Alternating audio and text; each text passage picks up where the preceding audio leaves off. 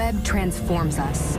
We become data, code, uploading our very selves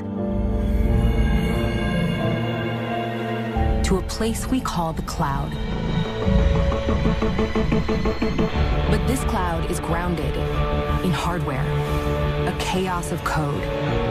But with the right tools, you can find the signal in the noise.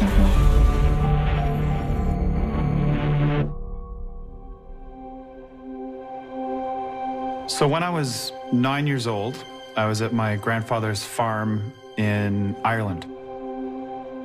And I thought it would be a good idea to get his 12-gauge shotgun and shoot a pile of cow shit. And I did that, and boom. Unfortunately, I wasn't holding the gun correctly. To me, upgrading is a part of modern life. In my case, it's satisfying to be able to upgrade what is basically an opportunity. I'm hacking my own body. And I'm doing it in such a way that I'm improving the code, hopefully.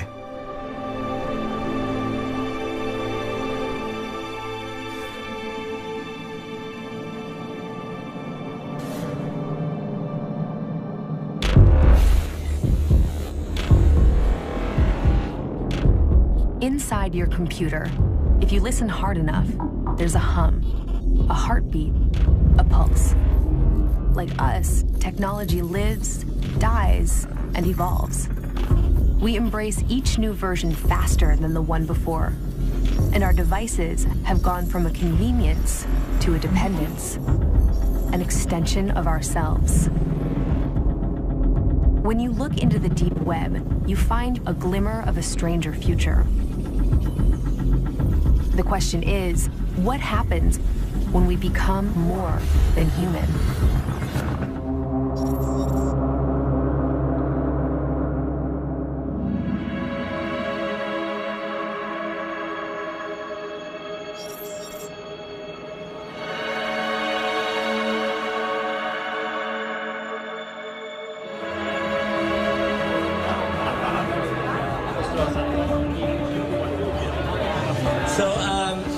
Welcome everybody to Epicenter.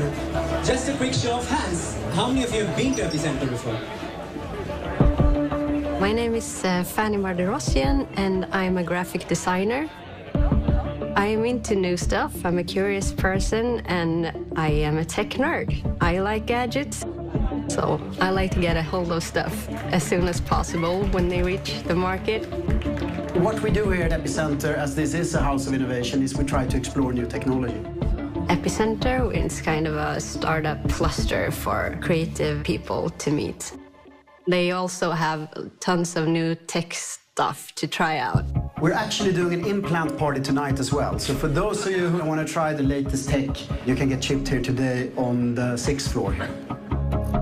I met this guy, Hannes, and he told me about a new type of tech. I thought it was super cool. The idea is that you're putting something into your body and the tech being part of you. I certainly consider myself human. However, I may not want to be just human for the rest of my life. I'm Hannes Sjöblad. I work at Epicenter and I'm a biohacker. What we biohackers do is we look at biology as something that can be hacked. Is there something we can do to this being to change it a little way, to make it do something else? We are not scientists, we are experimenters. My implant is a microchip in my left hand, which is about the size of a grain of rice. I use it to access the office. I just swipe my hand at the door. I can turn off the alarm, I can log into the different computers. It uses RFID technology. Chances are You already use RFID, or radio frequency identification tags, without knowing it. They're in our access cards, our credit cards, our cell phones, and our passports. We even use them to tag our livestock and our pets. What's enticing about this technology is that we could eventually store all of our personal information on RFID chips and never have to carry keys, cards, or cash again. To upgrade the body with a chip allows me to speak the language of machines. We can decide what will be the next step in human evolution. Hannes belongs to a global community of biohackers who experiment with do-it-yourself ways to enhance the human body. My initial incision was a little shallow. You might be able to see it. There we go. They share their experiences online for all to see.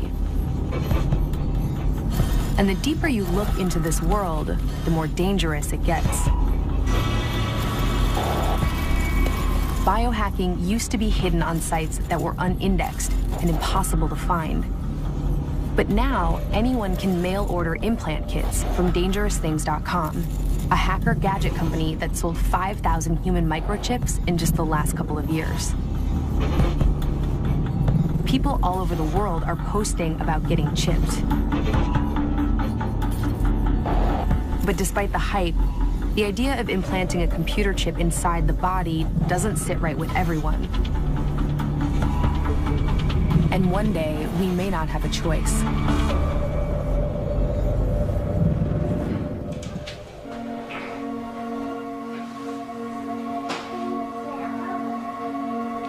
Är du en liten sömntuta? Vill du ha jordgubbar, Elsa? Mamma, mamma.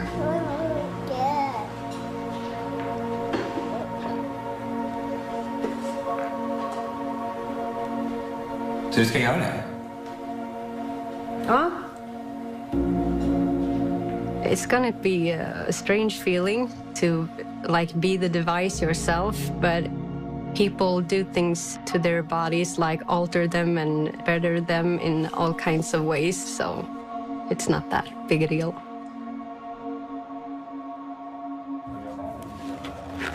But why get chipped when you can already create a better version of yourself using external devices? Technology today, it's all about data. We're the first generation to have a choice in how we record our lives.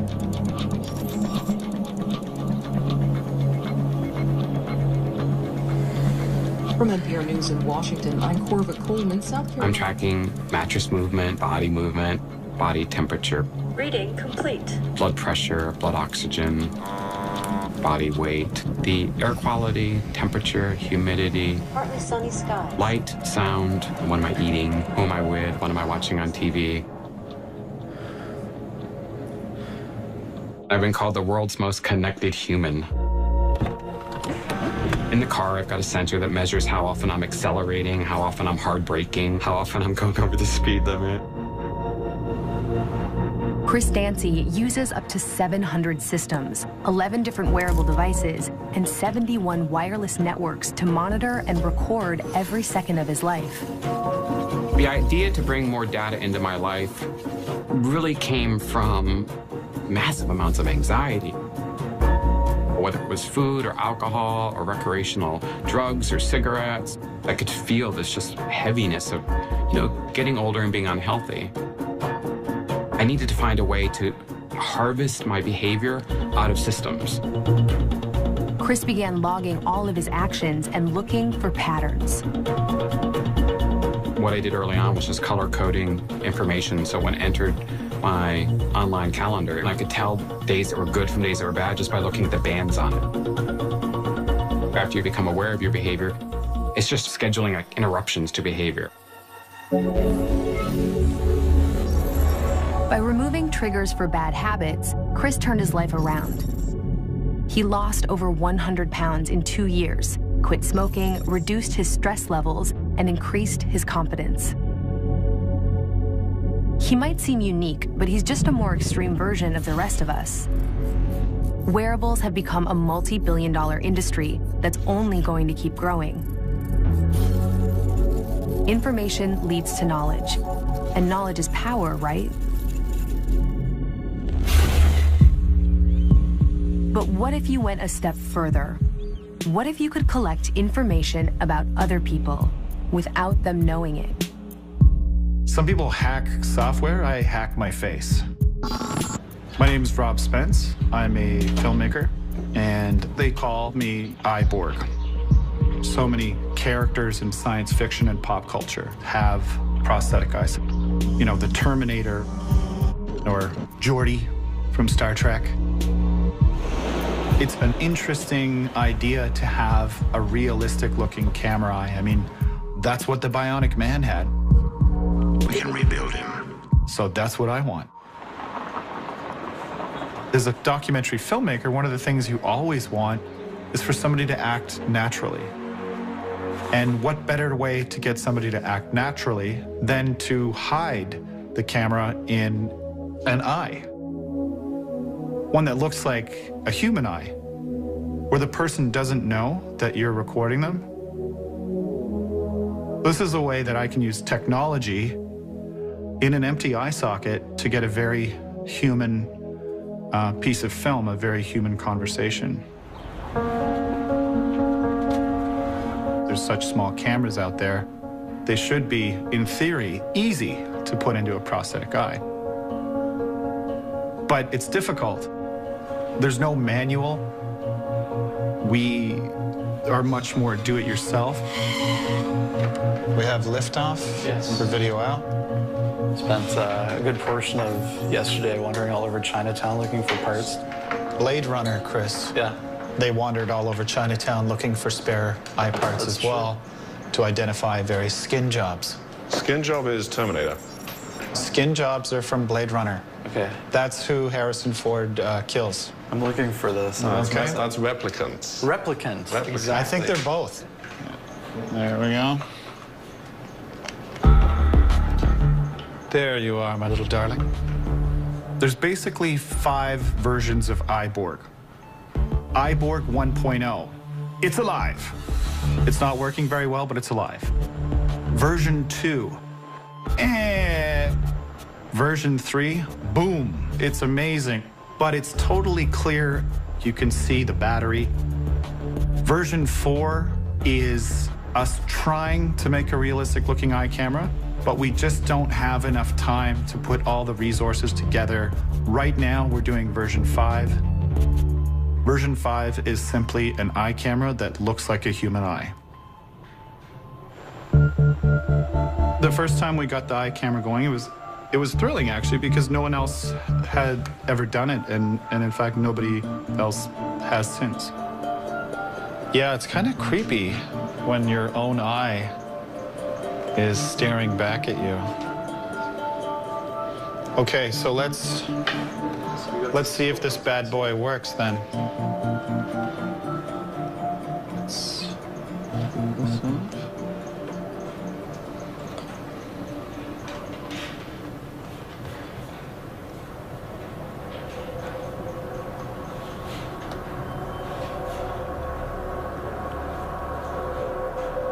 Ooh, it's a bit of a tight fit. I'm having a little trouble pulling the lower lid over it. You remember, Martin, the old one was sort of a tight fit as well. Well, 3 was a really tight fit. It may be that we've got too much material in the join between the 2 sides of the shell here. Yeah. Wow. It's not... That's not good, is it? That's not good. No. Hey, can you tell that I'm wearing it? It's totally, hey, wow, I'm just normal. That's fine, eh? We may have to basically squeeze the electronics in a bit further. Do you think we'll mess up the components if we open it up, take the wax out? I mean, my thinking is just to basically grind off thickness there. We'll sterilize it again and we can try again. Sure, there's a danger to upgrading. Sometimes you move ahead before you're ready to go. However, if you don't change, you're going to die. Great to see so many volunteers that want to try this new technology. The RFID chip is supposed to have a lifespan of more than 120 years, so it will definitely live longer than you will if you keep it in. I'm working in a hotel chain, so I'm trying to figure out what will be the next big thing for our guests. But I was telling my wife that I was going to chip me, and she said that was just stupid because why are you going to do that? That's just ridiculous. I can't see why not. It's not such a big deal to me, and it's fun to try new things. The first comment I usually get when I talk about getting a chip is, well, they'll be able to monitor you and see where you are. To be able to hack the chip, you have to be close to a reader for it to be activated. We already have Facebook accounts, and you go around with your cell phone all day. So if people want to find out information about you, there are tons of other ways to do it. What makes me curious about this chip is the next generation, right? Then I think the privacy kind of aspect will be a bit more of an issue, and you'll have to have someone you really trust providing, that technology or, keeping that data. But who can you trust now? Every bit of information about you is worth something to someone. The US government does not intend to regulate the data generated by wearable fitness trackers. Wearable companies claim they are policing themselves, but there's nothing stopping them from selling your private data to whomever they please. Who's to say that chip implants won't follow the same path? A Swedish group with 12,000 followers on Twitter is concerned that one day RFID could be used to track citizens. And they're not the only ones. All over the internet, groups are protesting RFID, making noise and news worldwide. It is really important that when we experiment with these chip implants, that we do it on a voluntary basis as sort of free citizens. It shouldn't just be the big government or big companies who develop these technologies. So, who wants to get started? I could. Yeah? Yeah. It's okay? Gear, and then we'll get started. Nervous? I've given birth to 2 kids, so it can't be. No, he's okay. Hopefully this is a bit quicker than giving birth. Hopefully. So yeah, I'll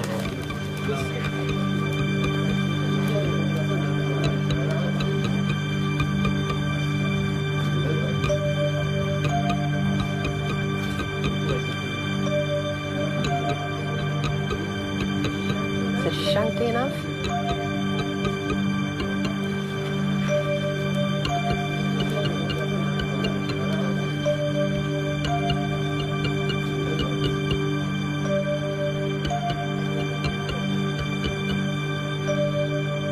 just take a deep breath in. Yeah.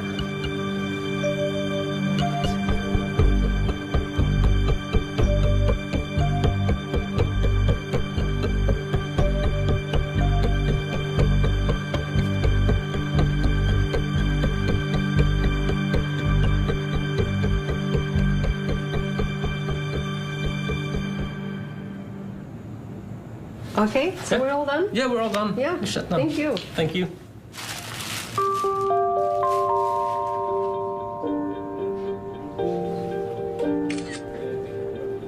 I'm Snapchatting it to my colleagues and friends and my husband.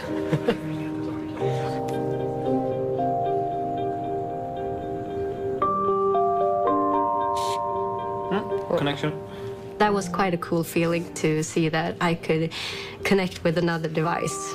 And, well, that, I guess, makes me kind of a device as well. So that's pretty exciting. What does it say?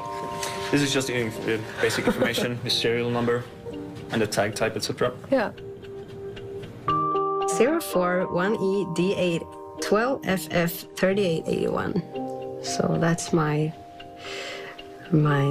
other self, I guess. Yeah. Or my self. Yeah. It's my new self. Yeah. Chris. Hey, nice Robert, to meet you. nice to meet you. Yeah. I haven't been out with anyone in a long time, so I'm a little nervous.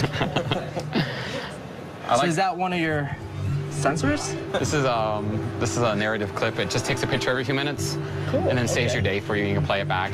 I just wanted to start. This is Chris's first date with the guy he met on Grindr. So what's really cool about this is you can come in here and I can see how you're feeling by looking at your heart rate. It uses light to go through your skin. Going up. He's getting nervous. Hold on, I can rub your arm. If you were to measure someone you were dating, then you start to look for subtle variances. Yeah, baby! We go up to 83 by holding hands. Well, it's a novelty at first to them and you because you're just collecting things. You start to go, oh no, things are changing. You know, and what's great about this is from now on, I've got your heartbeat. Now you got my heartbeat. Your heartbeat's in my data.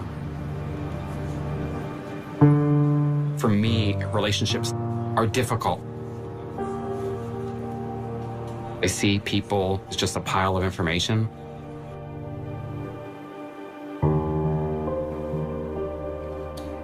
Alexa, order orange juice. I added orange juice to your shopping list.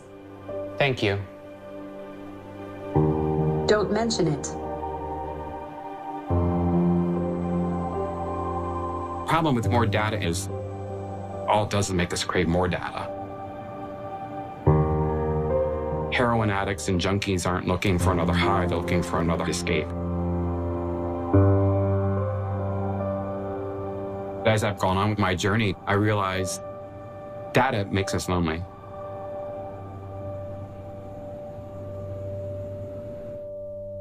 We're not so scary. We fucking need each other. Like bad.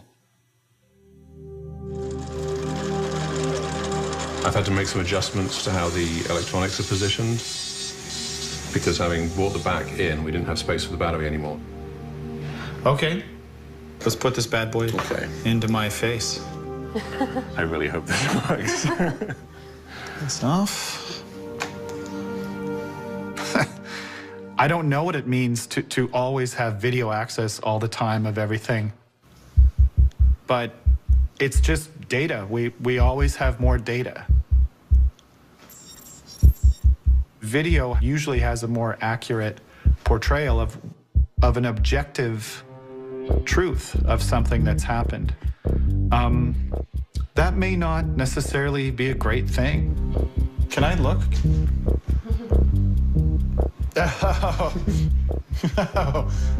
Well, nobody said spies have to be good looking. You know?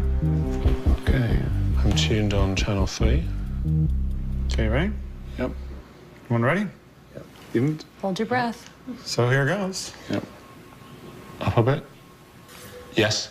Yes, we've got it. Ooh, We got a so signal? clear. Look at me. Look at me. Yeah. Wow. Whoa, I can feel the video.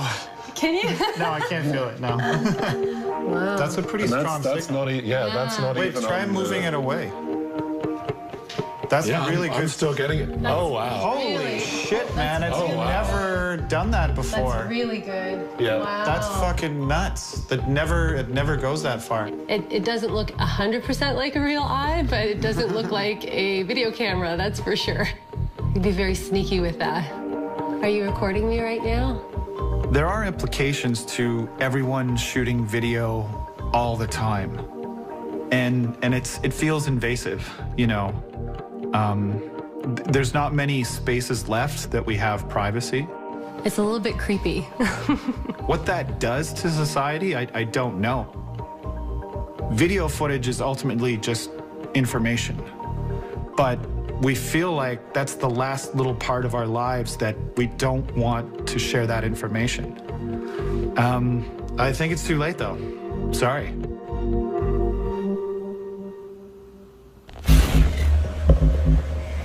Hej, hej, god morgon. Jag har skaffat ett satskort i handen. Ja. Så, om du provar lägga handen mot där.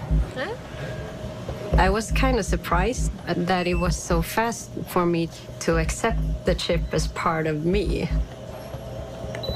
I still get like this wow feeling every time I scan it and it actually works. And I like that feeling. It's great, actually. In the future, anything that can be connected will be.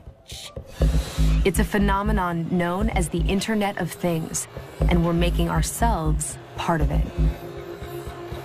Sometimes I wonder, where else can we take this eye? And you know what? There's endless possibilities. But increasingly, people who aren't missing anything want to augment themselves. If people can afford it and it improves your life, then they're going to get it. Can you grab me a glass of wine? I think we're starting to cross a line as a species. I think if you watched this interview in 2020, you'd go, shit, we should have listened. We should have done something. This technology is here to stay. And the question comes, what is then around the corner? What can the next generation of implants do? There are many things that animals can do and perceive that humans can't perceive. And I think that we humans, we are missing out on a lot of beauty.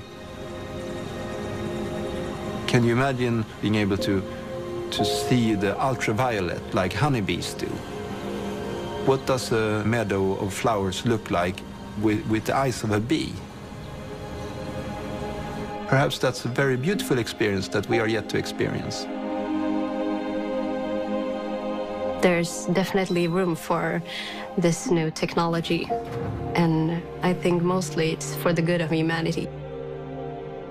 But when do we stop being human and when do we start being tech devices? Well, I don't know.